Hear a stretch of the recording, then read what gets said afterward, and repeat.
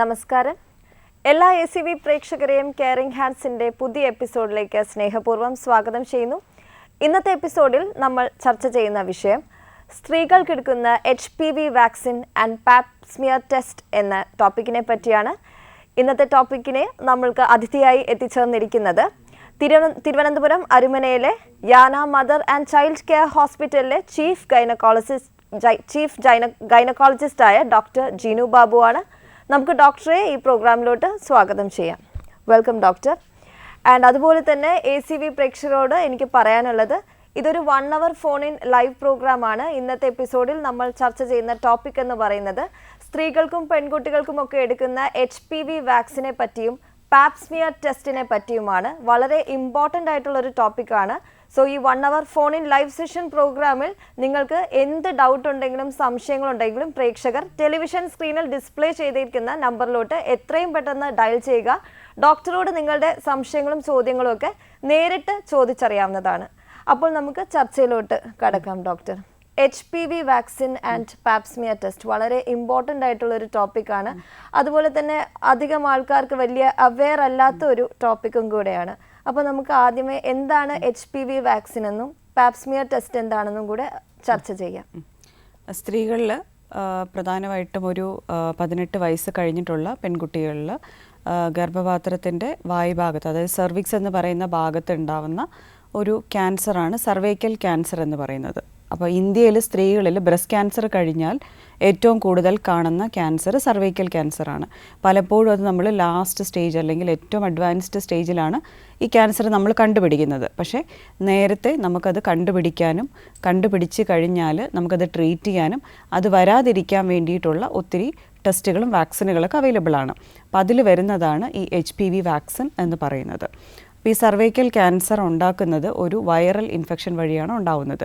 Human papilloma virus എന്ന് പറയുന്ന ഒരു വൈറസാണത്. അതിന് ഒത്തിരി ടൈപ്സ് ഉണ്ട്. അപ്പോൾ അതിൽ ഇതിലോട്ട് വരാം. ഒരു കോളർ വെയിറ്റിംഗ് ആണ്. Hello hello, welcome to caring hands. ഇതാരാണ്? Thank you. ഞാൻ ഡെയ്സിയാണ്, കോട്ടയത്ത് നിന്നാണ് വിളിക്കുന്നത്. കോട്ടയത്ത് നിന്ന് വിളിക്കുന്നു. ഓക്കെ, ഡോക്ടറോട് ചോദിച്ചോളൂ. Good afternoon doctor. പറഞ്ഞോളൂ. മാഡം, എനിക്ക് 28 വയസ്സുണ്ട്. എനിക്ക് അൺമാരീഡ് ആണ്. ഒരു 3-4 മാസം മുൻപ് എനിക്ക് വയർ വേദനയായിട്ട് ഞാൻ ഹോസ്പിറ്റലിൽ പോകുന്നുണ്ടായിരുന്നു. അപ്പോൾ പീരീഡ്സ് റെഗുലർ ആണെങ്കിലും എനിക്ക് പീരീഡ്സ് കഴിഞ്ഞാലും ഇടയ്ക്കിടയ്ക്ക് ഭയങ്കര ബ്ലീഡിംഗ് ഒക്കെ ഉണ്ടാകാറുണ്ട്. യൂറിനിൽ ചെറിയ രീതിയിൽ സ്റ്റെയിൻ കാണുന്നുണ്ടായിരുന്നു. പിന്നെ ഇടയ്ക്ക് വൈറ്റ് ഡിസ്ചാർജ് കൂടുതലും ആയിരുന്നു. അങ്ങനെ ഞാൻ കോട്ടയത്തുള്ള തന്നെ ഒരു ഗൈനക്കിൽ കൊണ്ടുവന്ന് ഡോക്ടറെ കാണിച്ചായിരുന്നു. അന്നേരം അവര് പറഞ്ഞ ഒരു സെർവിക്കൽ ക്യാൻസറിന്റെ ഒരു സിംറ്റം ആണ് ഈ കാണിക്കുന്നത്. അപ്പൊ എന്നോട് പാപ്പ് സ്മിയർ ടെസ്റ്റ് ചെയ്യാനായിട്ട് പറഞ്ഞിട്ടുണ്ട്. ഞാൻ ഡോക്ടറെ കണ്ടിട്ട് ഇപ്പൊ കുറച്ച് ദിവസം ആയതേ ഉള്ളൂ. പക്ഷെ ഞാൻ ആ ടെസ്റ്റ് ഇതുവരെ ചെയ്തില്ല. എനിക്ക് നല്ല ടെൻഷൻ ഉണ്ട്, അതുകൊണ്ട് ഞാൻ ചെയ്തിട്ടുണ്ടായിരുന്നില്ല.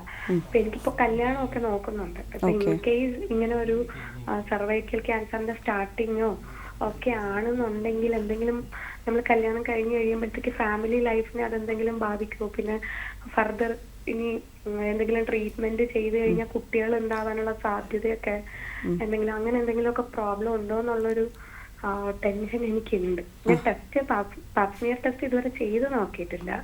ഡോക്ടർ പരിശോധിച്ചായിരുന്നോ? ഡോക്ടർ നോക്കിയായിരുന്നു. അപ്പൊ എന്തെങ്കിലും കുഴപ്പമുള്ളതായിട്ട് പറഞ്ഞായിരുന്നോ? അവരിങ്ങനെ ഒരു സാധ്യത പറഞ്ഞായിരുന്നു, പോസിബിലിറ്റി ഉണ്ട്. അപ്പൊ കുറച്ച് ടെസ്റ്റുകളൊക്കെ തന്നിട്ടുണ്ടായിരുന്നു. അതെല്ലാം ചെയ്തതിന് ശേഷം 1 വീക്ക് കഴിഞ്ഞിട്ട് ഈ പാപ്പ് സ്മിയർ ടെസ്റ്റും കൂടി ഒന്ന് ചെയ്ത് നോക്കിയിട്ട് എല്ലാ ഡീറ്റെയിലുമായിട്ട് ചെല്ലാനാണ് പറഞ്ഞത്. അപ്പൊ ഞാൻ TV കണ്ടോണ്ടിരുന്ന സമയത്ത് പെട്ടെന്ന് ഇത് കേട്ടത് കൊണ്ട് ഞാൻ പെട്ടെന്ന് വിളിച്ചതാണ്. കാരണം ഇതൊന്നും നമ്മുടെ അവിടെ അങ്ങനെ അവയർനെസ് ആർക്കും ഇല്ല. ഇങ്ങനെ ഒരു കാര്യത്തിനെ കുറിച്ചൊന്നും ആർക്കും അറിയത്തില്ല. അപ്പൊ ആരോടും പേഴ്സണലി ചോദിക്കാൻ ഒരു പേടിയുണ്ട്. ഇങ്ങനെ ഒരു പ്രോബ്ലം ഉണ്ടെന്ന് ഒരാളോട് ഡയറക്റ്റ് നമുക്ക് ഡിസ്കസ് ചെയ്യാനും നല്ല ടെൻഷൻ ഉണ്ട്. അത് പിന്നെ ആൾക്കാർ എങ്ങനെ കാണും, ഫാമിലി എങ്ങനെ ബാധിക്കും എന്നൊക്കെ ഉള്ളൊരു ടെൻഷൻ കൊണ്ട് ആരോടും ചോദിക്കാൻ പറ്റത്തില്ല. അതുകൊണ്ടാണ് പെട്ടെന്ന് ലൈവ് കണ്ടപ്പോ തന്നെ ഓഡിയോ ഒന്ന് വിളിച്ചത്.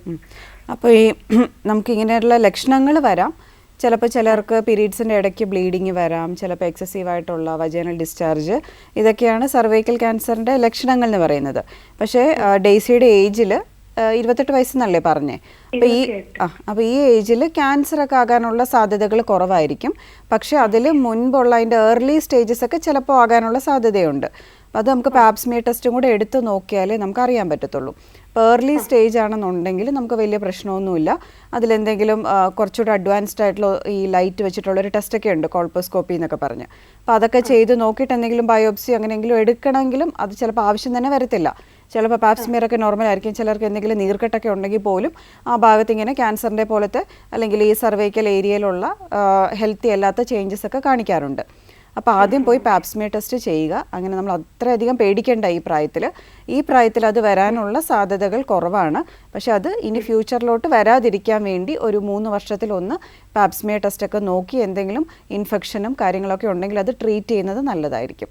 പിന്നെ ഏർലി സ്റ്റേജ് ഒക്കെ ആണെങ്കിൽ ഈ ലേസർ പോലെയുള്ള കരിക്കുന്ന ട്രീറ്റ്മെൻറ്റുകളൊക്കെ ഉണ്ട്. അതൊക്കെ വരത്തുള്ളൂ. അല്ലാതെ യൂട്രസ് നീക്കം ചെയ്യുകയോ അങ്ങനെയുള്ള പ്രശ്നങ്ങളൊന്നും സാധാരണ കാണാറില്ല. ഈ കരിക്കുന്ന ട്രീറ്റ്മെൻറ്റിലൊക്കെ തന്നെ ശരിയാവും. ചിലർക്ക് ഫോളോ അപ്പ് മാത്രം മതി, 6 മാസം കൂടുമ്പോൾ ടെസ്റ്റ് എടുത്ത് നോക്കിയാൽ മാത്രം മതി. അപ്പോൾ അങ്ങനെയൊക്കെ വന്നാലും പേടിക്കേണ്ട. ഇപ്പോൾ കരിക്കുന്ന ട്രീറ്റ്മെൻറ്റ് ആണെങ്കിൽ മാത്രമേ നമ്മൾ പ്രഗ്നൻസിയിലോട്ടൊക്കെ പോകുമ്പോൾ ചിലപ്പോൾ നേരത്തെ പെയിനൊക്കെ വരാനൊക്കെയുള്ള സാധ്യതകളൊക്കെ പ്രഗ്നൻസി ആകാനായിട്ട് ബുദ്ധിമുട്ടുണ്ടാവില്ല. ആയി കഴിയുമ്പോൾ ചിലപ്പോൾ നേരത്തെ പെയിനൊക്കെ വരാനുള്ള സാധ്യതയുണ്ട്. പക്ഷെ അതെല്ലാം ഡോക്ടർമാർ നോക്കിയിട്ട് സ്റ്റിച്ച് അങ്ങനത്തെ കാര്യങ്ങളൊക്കെ ആ സമയത്ത് അത് നിർദ്ദേശിച്ചോളും കേട്ടോ. അല്ല മാഡം, ഞാൻ ഒന്നും കൂടി ചോദിച്ചോട്ടെ, അങ്ങനെയാണെങ്കിൽ കുട്ടികൾക്ക് ഈ വൈകല്യം വരാനുള്ള സാധ്യത? ഇല്ല, അങ്ങനെയൊന്നും വരത്തില്ല കേട്ടോ. ഇല്ല. പാപ്സ്മിയർ ടെസ്റ്റ് എന്തുവാണെന്നും കൂടി ഒന്ന്. പാപ്സ്മിയർ ടെസ്റ്റ് എന്ന് പറഞ്ഞാൽ യൂട്രസ് ഓപ്പൺ ചെയ്ത് വരുന്ന ഭാഗമാണ് സർവിക്സ് എന്ന് പറയുന്നത്. അപ്പോൾ ആ ഭാഗത്തെ കോശങ്ങൾ എടുത്തിട്ട് നമ്മൾ മൈക്രോസ്കോപ്പിന്റെ അടിയിൽ നോക്കി ചെയ്യുന്ന ടെസ്റ്റിനാണ് പാപ്സ്മിയർ ടെസ്റ്റ് എന്ന് പറയുന്നത്. ഇല്ലില്ല, പെയിൻഫുൾ ആയിട്ടുള്ള പ്രൊസീജിയർ അല്ല. Okay, thanks for calling. വീണ്ടും വിളിക്കുക ഡോക്ടർ. നമ്മൾ ഈ കോളറിന് മുന്നേ ടൈപ്സ് ആണ് ഡിസ്കസ് ചെയ്തുകൊണ്ടിരുന്നത്. അപ്പോൾ പലതരത്തിലുള്ള വൈറസിൻ്റെ ടൈപ്പുകളുണ്ട്. അപ്പോൾ അതിൽ 16, 18, 16 and 18 ആണ് ക്യാൻസർ ഉണ്ടാക്കുന്ന ടൈപ്പുകൾ. അപ്പം ഇതൊരു 95% അല്ലെങ്കിൽ ഒരു 95% ആളുകളിലും സർവൈക്കൽ ക്യാൻസറിൻ്റെ കാരണമെന്ന് പറയുന്നത് ഈ വൈറൽ ഇൻഫെക്ഷനാണ്. ചിലർക്കല്ലാതെയും വരാം, ഫാമിലിയിൽ എന്തെങ്കിലും അങ്ങനെ ഹിസ്റ്ററി ഉള്ളവർക്കും ഒക്കെ വരാൻ സാധ്യതയുണ്ട്. ജനറ്റിക് ഒക്കെ ചെറിയൊരു ശതമാനം ആളുകൾ വരാറുണ്ട്. എന്നാലും മെജോറിറ്റി ഈ വൈറൽ ഇൻഫെക്ഷനാണ് വരുന്നത്. ഈ വൈറൽ ഇൻഫെക്ഷൻ എങ്ങനെയാണ് വരുന്നതെന്ന് വെച്ചാൽ നമ്മൾ സെക്ഷൽ കോണ്ടാക്റ്റ് വഴിയാണ് പ്രധാനമായിട്ടും സ്ത്രീകളിൽ ഇത് വരുന്നത്. പ്രത്യേകിച്ച് വളരെ ചെറിയ പ്രായത്തിൽ കല്യാണം കഴിക്കുന്നവർ, അല്ലെങ്കിൽ വളരെ ചെറിയ പ്രായത്തിൽ സെക്ഷൽ ആക്ടിവിറ്റി സ്റ്റാർട്ട് ചെയ്യുന്നവർ, മൾട്ടിപ്പിൾ സെക്ഷൽ പാർട്ട്നേഴ്സ് ഉള്ളവർ, ഇമ്മ്യൂണിറ്റി കുറവുള്ളവർ, ലോങ് ടേം ആയിട്ട് ഈ ഹോർമോണൽ പിൽസ് എടുക്കുന്നവരുണ്ട്. അങ്ങനെയൊക്കെ ഉള്ളവർക്കൊക്കെയാണ് ഈ അസുഖം കൂടുതലായിട്ട്, അല്ലെങ്കിൽ ഈ വൈറൽ ഇൻഫെക്ഷൻ കൂടുതലായിട്ട് വരാനുള്ള ഹെൽത്തി ആയിട്ട് ഒരാൾക്കാണെന്നുണ്ടെങ്കിൽ ഈ വൈറൽ ഇൻഫെക്ഷൻ നമ്മുടെ ശരീരത്തിൽ കയറിയാൽ നോർമലായിട്ട് അതങ്ങ് ആ വൈറസ് നമ്മുടെ ശരീരത്തിൽ നിന്ന് പുറന്തള്ളപ്പെടും. അപ്പോൾ അതിന് ഈ പ്രത്യേകിച്ച് പ്രശ്നങ്ങളൊന്നും ഉണ്ടാകത്തില്ല. പക്ഷേ റിപ്പീറ്റഡ് ആയിട്ട് നമുക്ക് ഈ ഇൻഫെക്ഷൻ വരുവാണെന്നുണ്ടെങ്കിലാണ് ഈ സർവൈക്കൽ ഏരിയയിൽ വരുന്ന ചേഞ്ചസ് വരികയും അത് പിന്നീട് ക്യാൻസറിലോട്ട് പോകാനുള്ള സാധ്യതകളും ഉണ്ടാവുന്നത്. അതുപോലെ ഡോക്ടർ, നമ്മൾ ഈ pH ലെവലൊക്കെ മാറുമ്പോഴത്തേനും യൂറിനറി ഇൻഫെക്ഷൻസ് അല്ലെങ്കിൽ വൈറൽ ഇൻഫെക്ഷൻസ് വരത്തില്ല. അപ്പോൾ ഇതെന്ന് പറയുന്നതൊക്കെ ഒരു സിംറ്റം ആണോ സർവിക്കൽ ക്യാൻസർ? പ്രധാന സിംറ്റം എന്ന് പറയുന്നത് ഈ വാട്ടറി ആയിട്ടുള്ള അല്ലെങ്കിൽ ഒരു ഫൗൾ സ്മെല്ലിംഗ് ആയിട്ടുള്ള വജൈനൽ ഡിസ്ചാർജ്, യോനി ഭാഗത്തുനിന്ന് വരുന്ന ഒരു പ്രത്യേക സ്മെല്ലുള്ള ഡിസ്ചാർജുകളാകാം. ചിലർക്ക് സെക്ഷൽ കോണ്ടാക്റ്റിന് ശേഷം വരുന്ന ബ്ലീഡിങ് ആവാം. ചിലർക്ക് പീരീഡ്സിൻ്റെ ഇടയ്ക്ക് വരുന്ന ബ്ലീഡിങ് ആകാം. എപ്പോഴും ഒരു അടിവയറിനിടവിട്ടുള്ള വേദന, അങ്ങനെയുള്ള കാര്യങ്ങളൊക്കെയാണ് പ്രധാനമായിട്ടും ഇതിൻ്റെ ലക്ഷണങ്ങളെന്ന് പറയുന്നത്. അപ്പോൾ ആദ്യമേ തന്നെ ക്യാൻസറിലോട്ടല്ല പോകുന്നത്. ആദ്യമേ ചെറിയ ചെറിയ ചേഞ്ചസ് തുടങ്ങിയിട്ട് അത് നമ്മൾ ട്രീറ്റ് ചെയ്യാതെയും അല്ലെങ്കിൽ കണ്ടുപിടിക്കാൻ പറ്റാതെയും പോയി കഴിയുമ്പോഴാണ് പിന്നീട് അത് സർവൈക്കൽ ക്യാൻസർ എന്ന് പറയുന്ന ഒരു സിറ്റുവേഷനിലോട്ട് എത്തിച്ചേരുന്നത്. പക്ഷെ ഒരു നല്ല കാര്യം എന്ന് പറയുന്നത് നമുക്ക് ഈ ക്യാൻസർ നമുക്ക് പ്രിവെൻറ്റ് ചെയ്യാനായിട്ട് പറ്റും. എല്ലാ ക്യാൻസറും പോലെ തന്നെ ഇപ്പോൾ നമുക്ക് ബ്രസ്റ്റ് ക്യാൻസറൊക്കെ ആണെന്നുണ്ടെങ്കിലും നേരത്തെ നമ്മൾ കണ്ടുപിടിക്കുകയാണെന്നുണ്ടെങ്കിൽ നമുക്ക് ട്രീറ്റ് ചെയ്യാൻ പറ്റുന്നപ്പോൾ അതിനെക്കാട്ടിലും നല്ലൊരു ക്യാൻസറാണ്. കാരണം ഇപ്പോൾ നമുക്ക് പുതിയൊരു വാക്സിൻ അവൈലബിൾ ആണ് ഈ വൈറസിന് എഗെയിൻസ്റ്റ് ആയിട്ടുള്ള വാക്സിൻ. അതായത് നമ്മൾ നോർമലായിട്ടുള്ള പ്രതിരോധ കുത്തിവയ്പ്പുകൾ എടുക്കുന്ന പോലെ തന്നെ ഈ വൈറസിന് എതിരെയുള്ള പ്രതിരോധ കുത്തിവയ്പ്പ് ഇന്ന് നമ്മുടെ ഗവൺമെൻറ് ഓഫ് ഇന്ത്യ തന്നെ നിർബന്ധമായിട്ടും എല്ലാ പെൺകുട്ടികൾക്കും എടുക്കണമെന്ന് നിർദ്ദേശിക്കുന്ന ഒരു വാക്സിനാണ്. അത് 9 തൊട്ട് 14 വയസ്സ് വരെയുള്ള പെൺകുട്ടികളിലാണ് നമ്മൾ കൊടുക്കുന്നത്. ഏറ്റവും കൂടുതൽ ആ പ്രായത്തിൽ എടുക്കുമ്പോഴാണ് അവർക്കതിൻ്റെ യൂസ് കിട്ടുന്നത്. കാരണം വെച്ചാൽ അവർ സെക്ഷൽ ആക്ടിവിറ്റി അങ്ങനെയൊന്നും സ്റ്റാർട്ട് ചെയ്യാത്തതുകൊണ്ട്. ഇനി ആ 9 തൊട്ട് 14 വയസ്സ് വരെയുള്ള കുട്ടികളിലാണെങ്കിൽ 2 ഡോസാണ് നിർദ്ദേശിക്കുന്നത്. 6 മാസം ഇടവിട്ട് 2 ഡോസ് എടുക്കാം. ഇനി 14 വയസ്സ് കഴിഞ്ഞ് ആ സമയത്ത് അറിയില്ലാത്തവരാണെന്നുണ്ടെങ്കിൽ 15 വയസ്സ് കഴിഞ്ഞിട്ടും എടുക്കാം. 15 തൊട്ട് 26 വയസ്സ് വരെ വലിയ കുഴപ്പമില്ല. പക്ഷേ 3 ഡോസ് എടുക്കേണ്ടി വരും. 26 വയസ്സ് തൊട്ട് 45 വയസ്സ് വരെയും ഈ വാക്സിൻ എടുക്കാമെന്ന് നിർദ്ദേശിച്ചിട്ടുണ്ട്. പക്ഷേ അതൊരു ഗൈനക്കോളജിസ്റ്റിനെ കണ്ടതിന് ശേഷം പാപ്സ്മിയർ ടെസ്റ്റൊക്കെ ചെയ്ത്, കാരണം 25 വയസ്സ് തൊട്ടാണ് പാപ്സ്മിയർ ടെസ്റ്റ് നമ്മൾ ചെയ്തു തുടങ്ങുന്നത്. അപ്പോൾ അതിലൊന്നും പ്രശ്നം, ഓൾറെഡി ഇൻഫെക്ഷൻ നമ്മുടെ ശരീരത്തിൽ കയറിയിട്ടുണ്ടെന്നുണ്ടെങ്കിൽ വാക്സിൻ എടുക്കുന്നത് കൊണ്ട് പ്രത്യേകിച്ച് യൂസ് കിട്ടത്തില്ല. അപ്പോൾ അതുകൊണ്ട് തന്നെ ആ 25 വയസ്സ് കഴിഞ്ഞ സ്ത്രീകൾ ഗൈനക്കോളജിസ്റ്റിനെ കണ്ട് അവർ നിർദ്ദേശിക്കുവാണെങ്കിൽ മാത്രമേ അതെടുക്കാനായിട്ട് എടുക്കേണ്ട ആവശ്യം വരുന്നുള്ളൂ. ഓക്കെ ഡോക്ടർ, അപ്പോൾ 26 വയസ്സിന് ശേഷം പെൺകുട്ടികൾക്ക്, സ്ത്രീകൾക്കാണെങ്കിൽ എപ്പോഴാണെങ്കിലും പാപ്സ്മിയർ ടെസ്റ്റാണ് 26 വയസ്സിന് ശേഷം കുറച്ചും കൂടി നല്ലത്. അതിൽ മുൻപാണെന്നുണ്ടെങ്കിൽ വാക്സിൻ എടുക്കുന്നതായിരിക്കും കുറച്ചുകൂടി നല്ലത്.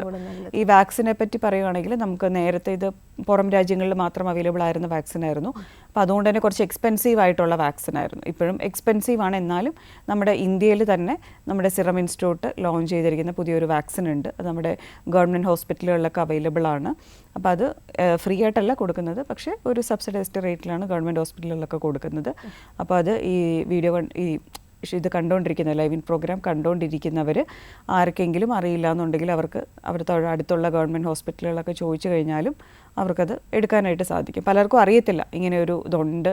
അതായത് ഒരാളെടുത്ത് മറ്റേ ആളിലോട്ട് ഈ കാര്യം പറഞ്ഞ് കൊടുക്കുമ്പോഴേ ആളുകൾ ഇതിനെപ്പറ്റി അവയർനെസ് അവർക്ക് ഉണ്ടാവത്തുള്ളൂ.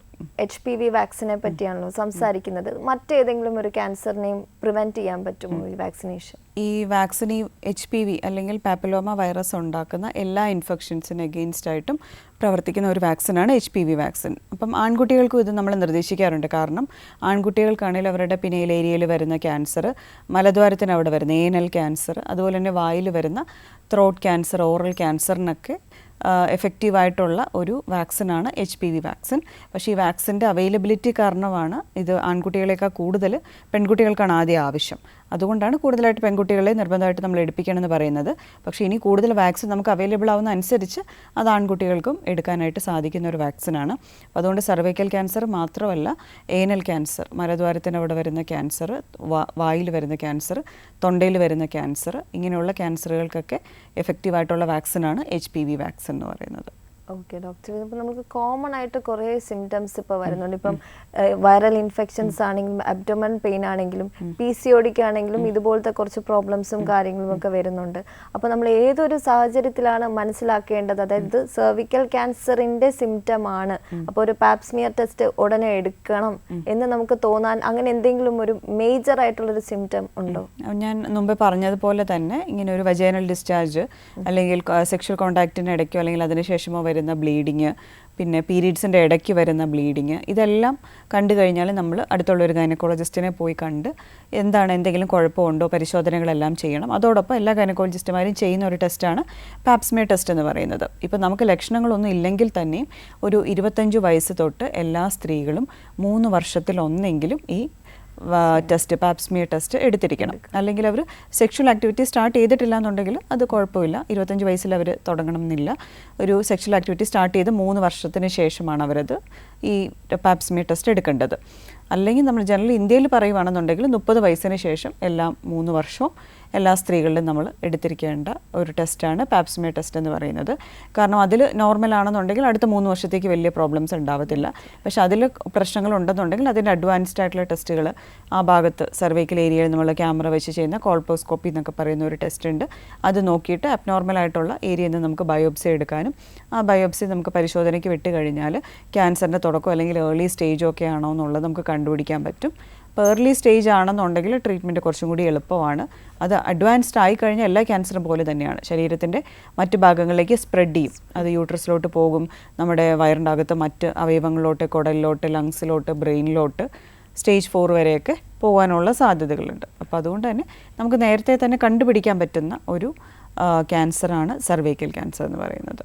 ഡോക്ടർ, അപ്പോൾ ഇത് നമ്മളിപ്പം നമ്മൾ ഡയഗ്നോസ് ചെയ്യുകയാണെങ്കിൽ ഇതെന്തുമാത്രം ഡേഞ്ചറാണ്, ലൈക്ക് കൺസീവ് ചെയ്യാനാണെങ്കിലും പിന്നെ പ്രഗ്നൻസി അങ്ങനെ എല്ലാത്തിനെയും എഫക്റ്റ് ചെയ്യത്തില്ലേ? അതായത് പ്രായം കുറഞ്ഞ സ്ത്രീകളിൽ, പൊതുവേ ഒരു 45 വയസ്സിന് താഴെയുള്ള സ്ത്രീകളിൽ ഇത് ക്യാൻസറിലോട്ട് പോയി കാണുന്നത് വളരെ കുറവായിട്ടേ കാണാറുള്ളൂ. വളരെ ചുരുക്കം കേസുകളിൽ മാത്രമേ ഒരു 45 വയസ്സുള്ള സ്ത്രീകൾ അത് ക്യാൻസറായിട്ട് നമ്മൾ ബയോപ്സി ഒക്കെ വിടുമ്പോൾ ക്യാൻസർ എന്ന് പറഞ്ഞ് വരാവുള്ളൂ. പക്ഷേ ഏർലി സ്റ്റേജ് നമുക്ക് നേരത്തെ കണ്ടുവരാറുണ്ട്. അപ്പോൾ ഏർലി സ്റ്റേജ് കണ്ടു കഴിഞ്ഞാൽ ഇത് യൂട്രസിൻ്റെ തുറക്കുന്ന ഭാഗത്ത് നമ്മൾ കരിക്കുന്ന ട്രീറ്റ്മെൻറ്റുകളാണ് ചെയ്യുന്നത്. അപ്പോൾ ചെറിയ ഒരു ഭാഗം അവിടെ നിന്ന് നീക്കം ചെയ്യും. അപ്പോൾ അതുകൊണ്ട് അങ്ങനെയുള്ള സ്ത്രീകൾ പ്രഗ്നൻസിക്കൊക്കെ നോക്കുകയാണെന്നുണ്ടെങ്കിൽ ചിലപ്പം പ്രശ്നങ്ങൾ ചെറുതായിട്ട് വരാം. കാരണം അവർക്ക് മാസം തികയാതെ പെയിൻ വരാനും പിന്നെ റിപ്പീറ്റഡ് ആയിട്ട് അബോർഷൻ ആകാനും ഒക്കെയുള്ള സാധ്യതകളുണ്ട്. പക്ഷേ അങ്ങനെയുള്ളവർക്ക് നമ്മൾ 3-ാം മാസത്തിലേക്ക് തന്നെ സ്റ്റിച്ചൊക്കെ ഇട്ട് കുറച്ച് റെസ്റ്റൊക്കെ എടുത്തു കഴിഞ്ഞാൽ വലിയ കുഴപ്പമില്ലാതെ അവരുടെ പ്രഗ്നൻസി നോർമലായിട്ട് പൊയ്ക്കോളും. അപ്പോൾ സെർവിക്കൽ ക്യാൻസർ എന്ന് പറയുന്നത് മെയിനായിട്ടും ഈ സെക്ഷുവൽ ആക്ടിവിറ്റീസ് വഴിയാണ്. അതുകൊണ്ട് തന്നെ ഇതെല്ലാവർക്കും ഡിസ്കസ് ചെയ്യാനും അല്ലെങ്കിൽ പുറത്ത് പറയാനും ഒക്കെ കുറച്ചൊരു മടിയുണ്ടായിരിക്കും. അപ്പോൾ എങ്ങനെയാണ് ഡോക്ടർ ഇതൊരു അവയർനെസ് നമുക്ക് കൊടുക്കാൻ സാധിക്കുന്നത് സ്ത്രീകൾക്ക്? അപ്പോൾ സ്ത്രീകൾക്ക് നമുക്ക് ഇതിനെപ്പറ്റി അറിഞ്ഞിരിക്കണം. എന്തൊക്കെയാണ് സിംറ്റംസ് എന്നുള്ളത് ആദ്യമായിട്ട് അറിഞ്ഞിരിക്കുക. സിംറ്റംസ് അറിഞ്ഞു കഴിഞ്ഞാൽ അവരവരുടെ വീട്ടിലുള്ള പെൺകുട്ടികളുണ്ടെന്നുണ്ടെങ്കിൽ 25 വയസ്സിൽ താഴെയുള്ള പെൺകുട്ടികളുണ്ടെന്നുണ്ടെങ്കിൽ അവർക്ക് വാക്സിൻ നിർബന്ധമായിട്ടും കൊടുക്കുക. പിന്നെ നമ്മുടെ അറിയാവുന്ന ആളുകളോടൊക്കെ നമ്മളത് പറഞ്ഞു കൊടുക്കുക. പാപ്സ്മിയർ ടെസ്റ്റിങ് ചെയ്യുക. പിന്നെ സെക്ഷൽ കോണ്ടാക്റ്റിൻ്റെ സമയത്ത് എപ്പോഴും എന്തെങ്കിലും ഒരു കോണ്ടംസ് പോലെയുള്ള ഒരു ബാരിയർ കോൺട്രസെപ്ഷൻ നമ്മൾ യൂസ് ചെയ്യാനായിട്ട് നോക്കുക. സേഫ് സെക്സ് പ്രാക്ടീസസ് എന്ന് പറയും, അങ്ങനത്തെ കാര്യങ്ങൾ ചെയ്യുക. മൾട്ടിപ്പിൾ ആളുകളുമായിട്ടുള്ള സെക്ഷൽ കോണ്ടാക്റ്റ് അവോയ്ഡ് ചെയ്യുക. മറ്റ് ഇൻഫെക്ഷൻസ്, അതായത് HIV ഒക്കെ പോലെയുള്ള ഇൻഫെക്ഷൻസ് ഒക്കെ വരാൻ സാധ്യതയുള്ളതുപോലെ തന്നെ ഇങ്ങനെയുള്ള ഇൻഫെക്ഷൻസ് ഉള്ളവർക്കും ഈ മറ്റേ HPV ഇൻഫെക്ഷനും വരാനുള്ള സാധ്യതകൾ വളരെ കൂടുതലാണ്. അപ്പോൾ അതുകൊണ്ട് തന്നെ അങ്ങനെയുള്ള കാര്യങ്ങളിലൊക്കെ എല്ലാവരും അറിഞ്ഞിരിക്കണം. അപ്പം റെഗുലറായിട്ട് ഹെൽത്ത് ചെക്കപ്പുകൾ ചെയ്യുക.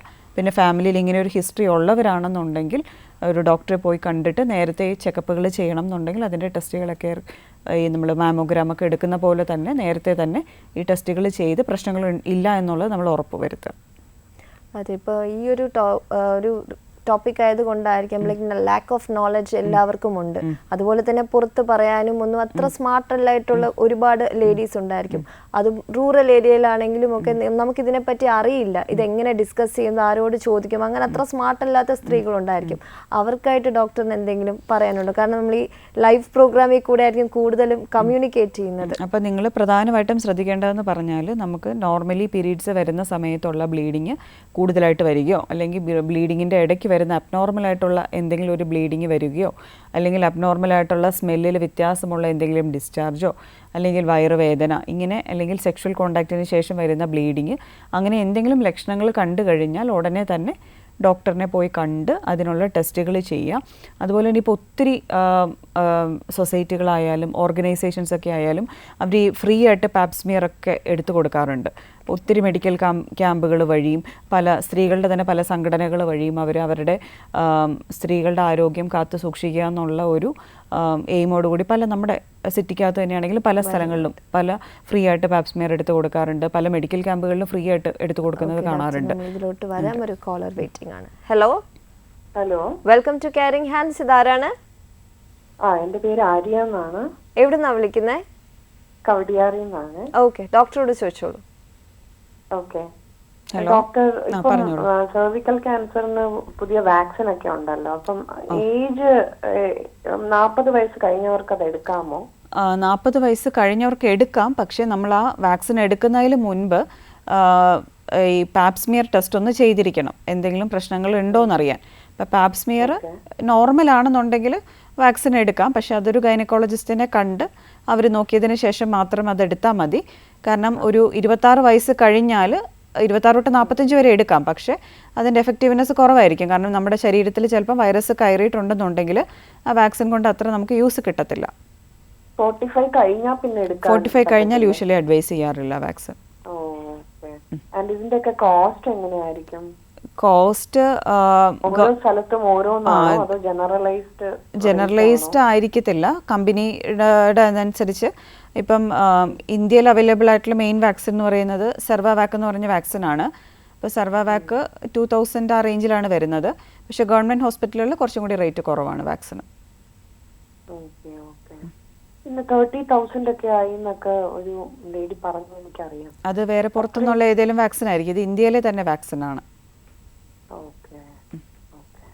ഇതുകൊണ്ട് സൈഡ് ഇഫക്ട്സ് എന്തെങ്കിലും ഇല്ല. നോർമൽ നമ്മൾ വാക്സിൻ എടുക്കുമ്പോൾ വരുന്ന ചെറിയ പനി, ഇഞ്ചക്ഷൻ എടുക്കുന്ന സ്ഥലത്തുള്ള ചെറിയ തടിപ്പ്, അങ്ങനെയല്ലാതെ വേറെ സൈഡ് ഇഫക്ട്സ് ഒന്നുമില്ല.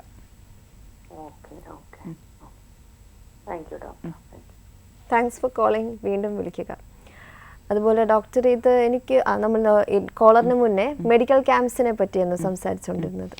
അപ്പോൾ ഇപ്പം മിക്ക ഓർഗനൈസേഷൻസും നടത്തുന്ന ഫ്രീ മെഡിക്കൽ ചെക്കപ്പ് ആയാലും അവർ നടത്തുന്ന സ്ത്രീകൾക്ക് വേണ്ടിയിട്ട് അവരുടെ എന്തെങ്കിലും ഹെൽത്ത് സ്ക്രീനിങ്ങിന് വേണ്ടിയിട്ട് നമ്മൾ BP ഷുഗറൊക്കെ ചെക്ക് ചെയ്യുന്നത് പോലെ തന്നെ മിക്കവരും ചെയ്തു കൊടുക്കുന്ന ഒരു ടെസ്റ്റാണ് പാപ്സ്മിയർ ടെസ്റ്റ് എന്ന് പറയുന്നത്. പിന്നെ ഈ പാപ്സ്മിയർ ടെസ്റ്റ് അത്ര എക്സ്പെൻസീവ് ആയിട്ടുള്ളൊരു ടെസ്റ്റ് അല്ല, പെയിൻഫുൾ ആയിട്ടുള്ള ടെസ്റ്റും അല്ല. നമ്മളൊരു ഡോക്ടറെ കാണാനായിട്ട് OPയിൽ നമ്മൾ ചെന്ന് കഴിഞ്ഞാൽ സെയിം വിസിറ്റിൽ തന്നെ നമുക്കത് എടുക്കാൻ പറ്റും. ഒരു 1 വീക്കിനുള്ളിൽ തന്നെ അതിൻ്റെ റിപ്പോർട്ടും നമുക്ക് കിട്ടുന്നതാണ്. അപ്പോൾ അത്രയും കോംപ്ലിക്കേറ്റഡ് ആയിട്ടുള്ളൊരു പ്രൊസീജിയറോ അല്ലെങ്കിൽ എക്സ്പെൻസീവ് ആയിട്ടുള്ള ടെസ്റ്റൊന്നും അല്ല പാപ്സ്മിയർ ടെസ്റ്റ് എന്ന് പറയുന്നത്.